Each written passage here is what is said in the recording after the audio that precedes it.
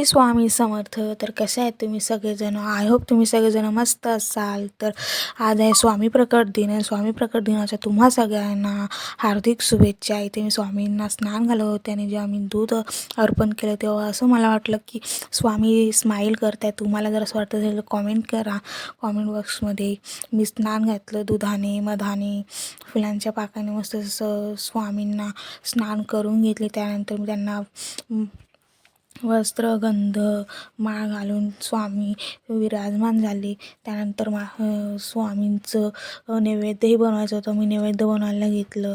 एकदम शुद्ध शाकाहारी, कांदा लसूण न वापरता. तर बिरडं भात भजी वरण पत्ताकोबीची सुकी भाजी साखरेचे लाडू असं मी नैवेद्य बनवून घेतलं. सॉरी पण मला तो व्हिडिओ काढता नाही आला, थोडंसं विसरच पडलं. मी नैवेद्य बनवतानाच थोडंसं दाखवलं. त्यानंतर मी संध्याकाळी दुकानात गेली आणि दुकानात गेल्यानंतर पण स्वामींनी त्या दुकानाशी आम्हाला दर्शन दिलं. तर व्हिडिओ आवडला असेल तर लाईक करा, शेअर करा, कमेंट करा आणि सबस्क्राईब पण करा. श्री स्वामी समर्थ. चला भेटूया पुढच्या व्हिडिओमध्ये.